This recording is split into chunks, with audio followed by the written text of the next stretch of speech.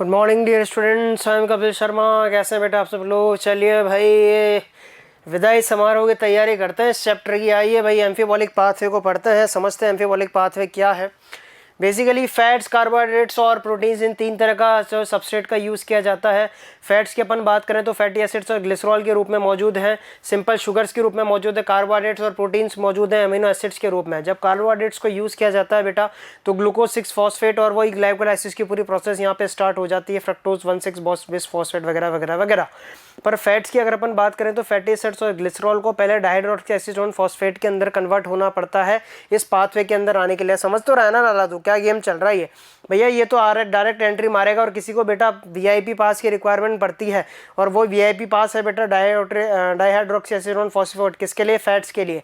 वो एंटर होने के लिए डाइहाइड्रोक्सी एसीटोन फॉस्फेट में कन्वर्ट होंगे, तब जाके बेटा वो ग्लिसरॉल्डिहाइड या 3PG के अंदर कन्वर्ट होंगे, 3PGL के अंदर, और उसके बाद वो एंटर में कर पाएंगे किसमें? ग्लाइकोलाइसिस में। मतलब अलग अलग यहाँ पे रेस्पिरेटरी सबस्ट्रेट है और अलग अलग पाथवे है उनका एंटर होने का।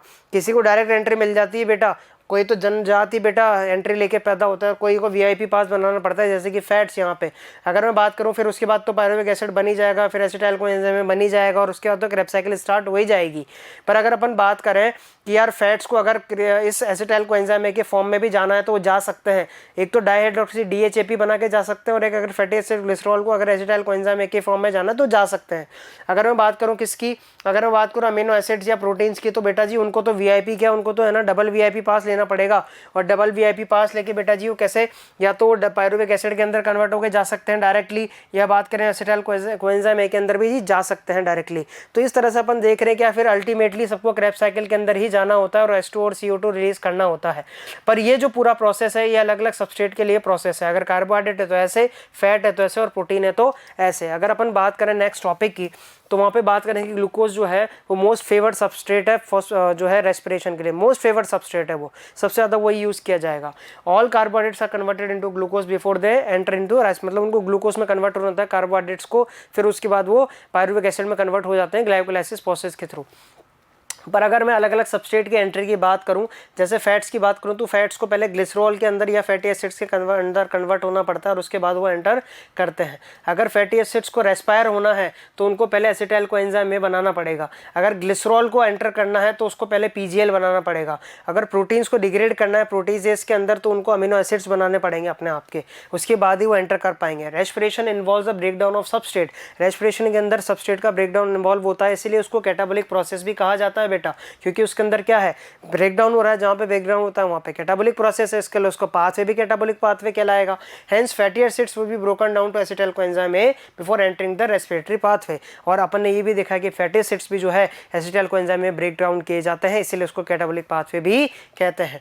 But when the organism needs to synthesize fatty acids, but जब ऑर्गेनिज्म को फैटी एसिड्स सिंथेसाइज करने पड़ेंगे, ऐसा हुआ कि बॉडी में फैटी एसिड्स की कमी हो गई, तो फिर क्या किया जाएगा? फैटी एसिड को सिंथेसाइज किया जाएगा। समझ तो रहे हैं लाला भाई? ऐसा थोड़ी है कि यार बस कंज्यूम किए जाएंगे, जरूरत नहीं होगी बॉडी को, जरूरत भी होगी। जब जरूरत होगी तो फिर क्या किया जाएगा? तब जरूरत होगी तो एसिटाइल कोएंजाइम में जो यहाँ पे बनी थी ना उसको वापस से यूज किया जाएगा, वापस से फैटी एसिड्स बनाने के लिए।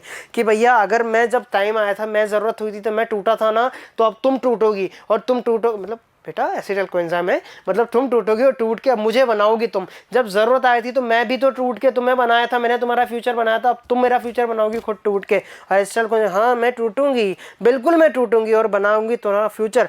Hence respiratory pathway comes into picture both during the breakdown and synthesis. Fatty acids का ब्रेकडाउन हुआ तब भी कैटाबोलिक पाथवे बना, तो एनाबोलिक पाथवे। तो दोनों टाइम पे जो है यूज आ रहा है कौन सा, यहाँ पे जो पाथवे है बेसिकली रेस्पिरेशन का, वो दोनों टाइम यूज आ रहा है। तो बेसिकली अपन बात करें तो इस जो पाथवे को अपन क्या कह सकते हैं बेटा, इस पाथवे को अपन एनाबोलिज्म कैटाबोलिज्म दोनों में यूज आ रहा है, इसलिए अपन इसको एम्फीबोलिक पाथवे भी कहते हैं। The respiratory pathway is considered as amphibolic pathway rather than catabolic process, क्योंकि यहाँ पे जब जरूरत पड़ी तो बना लिया, जब जरूरत नहीं पड़ी तो अपन ने कैटाबोलाइज कर दिया। उसके बेसिस पे कुछ एमसीक्यू डिस्कस कर लेते हैं। Respiratory pathway is involved in both breaking down the substrate and synthesizing substrate.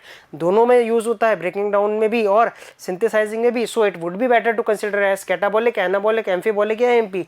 अरे यार याद है ना यार, इतना सिंपल सा क्वेश्चन है सर, ये भी क्या पूछ रहे हो? एम्फीबोलिक आंसर जाना है, ठीक है। थर्ड ऑप्शन लॉक कर दिया जाएगा कंप्यूटर महाशय, बिल्कुल करेक्ट है।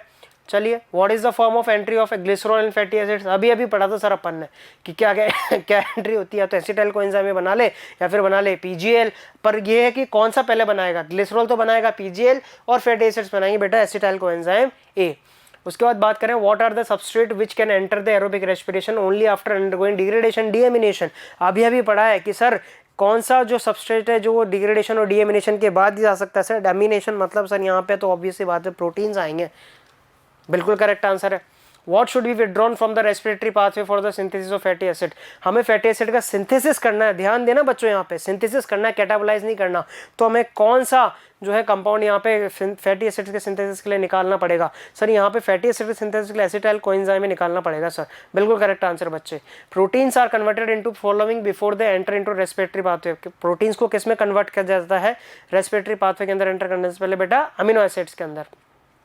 Glycerol enters into respiration, glycerol किस फॉर्म में एंटर होता है बेटा, अभी अभी पढ़ा है अपन ने पीजीएल के फॉर्म में, बिल्कुल करेक्ट आंसर। अब रखते हैं रेस्पिरेटरी क्वेश्चन, लास्ट टॉपिक इस चैप्टर का रेस्पिरेटरी क्वेश्चन।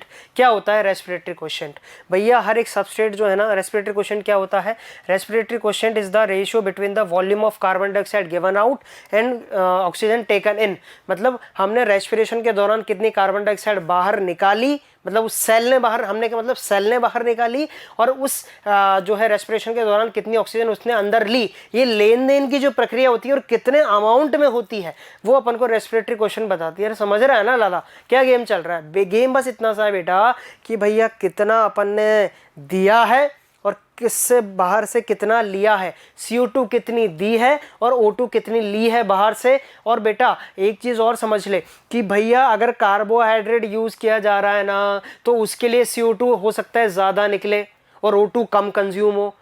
एग्जाम्पल ले रहा हूँ, अभी मैं नहीं कह रहा हूँ ऐसा कुछ भी, कोई स्टेटमेंट नहीं दे रहा हूँ, हाँ घबराना है सर आप तो क्या कर रहे हो, ऐसे गड़बड़ करोगे क्या, नहीं नहीं नहीं गड़बड़ नहीं कर रहा, सिर्फ एग्जाम्पल दे रहा हूँ कि मान ले अभी तो पढ़ेंगे ना आगे, मान ले एग्जाम्पल के तौर पे कि भैया कार्बोहाइड्रेट को जलाने के लिए CO2 ज़्यादा निकाली गई, उसके कंपैरिजन में बाहर से O2 कम ली गई, तो ऑब्वियस सी बात है कि वैल्यू बड़ी ही आएगी क्योंकि अपॉन में CO2 है ना ऊपर, तो अरे ये तो आ गया ना सिंपल सी मतलब, हाँ CO2 ऊपर है तो वैल्यू जो है बड़ी आनी चाहिए, मतलब 1 से तो ज़्यादा ही आएगी, पॉइंट में नहीं आएगी। और ऑब्वियस सी बात है अगर O2 कम है तो 1 से ज़्यादा वैल्यू आनी चाहिए। अगर किसी CO2 वो कोई ऐसा सबस्ट्रेट जैसे कि प्रोटीन अपन मान लें, प्रोटीन जो है CO2 उसकी बर्निंग के दौरान, उसके रेस्पिरेशन के दौरान जब वो सबस्ट्रेट के रूप में यूज आ रहा है तो वहां पे CO2 कम निकल रही है और O2 ज्यादा कंज्यूम हो रही है फैट के दौरान, फैट का बर्न कर रहे हैं ना अपन, तो वहां पे CO2 कम निकल रही है और O2 ज्यादा कंज्यूम हो रही है, तो सर अपॉन में ज्यादा वैल्यू ऊपर कम वैल्यू, तो सर ऑब्वियस ही बात है पॉइंट में आएगा आंसर। किस में आएगा बेटा, पॉइंट में आएगा आंसर।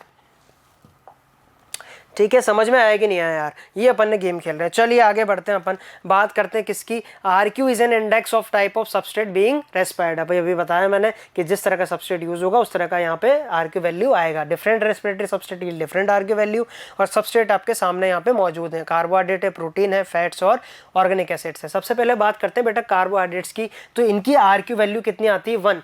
क्यों 1 आती है, क्योंकि जितनी CO2 छोड़ते हैं ना उतनी ही O2 अमाउंट में लेते हैं। ठीक है बेटा, एग्जाम्पल यहाँ पे देख लेते हैं, जैसे कि ग्लूकोज, ठीक है, और इसकी वैल्यू 6 CO2 के मॉलिक्यूल्स जो छोड़ता है ग्लूकोज जब अपन रेस्पायर करते हैं, तो याद है C6H12O6 प्लस 6O2, और उसके अलावा क्या देता है वो 6 CO2 प्लस, तो 6 O2 लेता है और 6 CO2 वहाँ पे छोड़ता है, इसलिए वहाँ की R की वैल्यू 1। ये रिएक्शन आप देख चुके। अगर हम बात करें किसकी, फैट्स की, तो बेटा फैट जब रेस्पायर कहते हैं तो उनकी R की वैल्यू लेस देन 1 आती है। आप देख सकते हैं यहाँ पे ट्राइपेमेटिन NCERT का एग्जांपल है बेटा, ये ध्यान रखना है, रट लेना है, समझ लेना है, जान लेना है, पहचान लेना है, याद रख लेना है। यहाँ पे 2 ट्राइपेमेटिन के मॉलिक्यूल हैं और आप देख सकते हैं 145 मॉलिक्यूल ऑफ O2 वहाँ पे जा रहे हैं और 102 वहाँ पे CO2 निकल रहे हैं, तो गए 145, कंज्यूम 145 और निकले 102, तो अपॉन में 102 और नीचे 145, तो पॉइंट में वैल्यू आनी है और पॉइंट में वैल्यू आएगी 0.7। कितनी वैल्यू आएगी बेटा, 0.7 यहाँ पे वैल्यू आएगी, मतलब 1 से कम ही रहेगा, कोई सा भी फैटी एसिड हो लेस देन 1 रहेगा। 0.9 आ सकती है, 0.8 आ सकती है, 0.7 आ सकती है, 0.5 आ सकती है, कुछ भी आ सकती है। When proteins are respiratory substrate, the ratio would be about 0.9, मतलब अबाउट का मतलब अप्रॉक्सीमेटली 0.9 रहेगा, उससे कम तो नहीं रहेगा जब प्रोटीन की फिक्स वैल्यू है। What is important to recognize that living organism respiratory substrate have RQ value more than 1। RQ value more than 1 कब होती है, जब लिविंग ऑर्गेनिजम्स के अंदर क्या होता है बेटा, रेस्पिरेटरी सबस्ट्रेट क्या होता है, कार्बोहाइड्रेट होता है। पर प्योर प्रोटीन्स को अपन, प्योर प्रोटीन्स और फैट्स को as a respiratory substrate use नहीं करते, क्योंकि प्रोटीन अपनी बॉडी के बिल्डिंग ब्लॉक्स हैं बेटा। क्या है? Building blocks. अगर जब ईंटों को ही तोड़ के अपन नया मकान, जो पुराना मकान, अपन को नया मकान बनाना, सपोज कर नया मकान बनाना, तो उसके लिए अपने पुराने मकान जो बना हुआ है ऑलरेडी, जिसमें अपन रह रहे हैं, उसकी ईंटें तोड़ तोड़ के लगाएंगे क्या उसमें? नहीं ना राजा। तो फिर खुद वो मकान खड़ा कैसे रहेगा? तो बेटा बेसिकली यहाँ पे अपन ये है कि नई ईंटें लाके लगाएंगे। तो यहाँ पे ऐसा नहीं है कि प्योर प्रोटीन, और बात करें कि प्योर प्रोटीन या तो बिल्डिंग ब्लॉक्स, अगर इसी को रेस्पायर करने लग जाएंगे तो बॉडी ऐसे ऐसे करके गिर जाएगी। समझ रहे हैं ना लाला? हाँ बिल्कुल। आजा एमसीक्यू की बात कर रहे हैं अपन। What is the respiratory question value of carbohydrate? अरे सर कैसा इजी क्वेश्चन पूछ लिया, ये तो बवाल क्वेश्चन पूछ लिया आपने। 1 है इसका आंसर। तो ये लो, अगर अपन बात करें R Q value of carbohydrate is 1 because in these. अरे सर कैसे क्वेश्चन पूछ रहे हो? आर क्यू वैल्यू 1 है, इसका मतलब ऊपर भी बराबर नीचे भी बराबर, तभी तो वैल्यू 1 आई। तो volume of O2, volume of CO2 evolve is equal to 2। बोला सर आगे के ऑप्शन निकाल ही क्या रहे हो? हमें तो बस ये देखना है वॉल्यूम ऑफ CO2 इवॉल्व, एक में इवॉल्व है तो एक में कंज्यूम। सर O2 कंज्यूम होती है, तो यहाँ पे सर अरे गड़बड़ कर देगा लाला तो। हाँ ये नहीं होना चाहिए, फर्स्ट नहीं जाएगा, थर्ड ऑप्शन जाएगा, वॉल्यूम ऑफ O2 कंज्यूम। बिल्कुल थर्ड आंसर है। उसके बाद बात करें R Q value of tripalmitin. R की वैल्यू क्या जाएगी ट्राइपामिटिन की? 0.7। अभी भी रेडी रटाइए सर ये तो। आगे बात करें आर की वैल्यू डिपेंड्स अपॉन, किस पे डिपेंड करती है? टाइप ऑफ रेस्पिरेटरी सबस्ट्रेट पे, O2 कंज्यूम पे, CO2 रिलीज पे, amount of energy release. Sir R की वैल्यू का, आर क्यू का वैल्यू का फॉर्मूला है CO2 evolve upon O2 consumed. पर सर यहाँ पे ऐसा कुछ दे नहीं रखा, यहाँ पे तो दो अलग अलग ऑप्शन देती है, O2 कंज्यूम्ड और CO2 रिलीज। सो इसका मतलब ये तो आंसर नहीं जाएगा sir. Sir amount of energy release, उस पर तो कोई डिपेंड ही नहीं करता। रेस्पिरेटरी क्वेश्चन तो डिपेंड करता है टाइप ऑफ रेस्पिरेटरी सबस्ट्रेट पे कि कौन सा यूज कर रहे हैं। आर क्यू की वैल्यू 1 आएगी तो कार्बोहाइड्रेट, लेस देन 1 आएगी तो फैट, और अगर बात करें कि 0.9 आएगी अप्रोक्स तो कितने हैं? प्रोटीन। तो इसलिए आंसर चला जाएगा थर्ड। सही आंसर है बेटा। ये अपन ने बात करी किसकी? आर क्यू की। ये अपन ने बात करी बेटा किसकी? बहुत सारी चीज़ों की, रेस्पिरेटरी क्वेश्चन की, कि CO2 इवॉल्व अपन O2 कंज्यूम्ड होता है। सबस्ट्रेट पर डिपेंड करता है कौन सा सबस्ट्रेट, वहाँ पे यूज अप पूरा। उससे पहले बात करी अपन ने बेटा किसकी? उससे पहले अपन ने एम्फीबॉलिक पाथवे की बात करी। वहाँ पे समझा कि अलग अलग फैट्स, कार्बोहाइड्रेट्स और प्रोटीन्स को यूज़ करेंगे तो उनके घुसने के अलग अलग तरीके हैं किसी भी पाथवे के अंदर। वो बेसिकली पायरुविक एसिड से घुस सकते हैं, वो क्रैब साइकिल से भी घुस सकते हैं, एसिटाइल कोएंजाइम में बना के। तो ये अपन ने डिस्कस किया। ये पूरा चैप्टर यहाँ पे खत्म होता है। बाकी की बातें करेंगे अपन नेक्स्ट लेक्चर में। तब तक के लिए thank you and take care.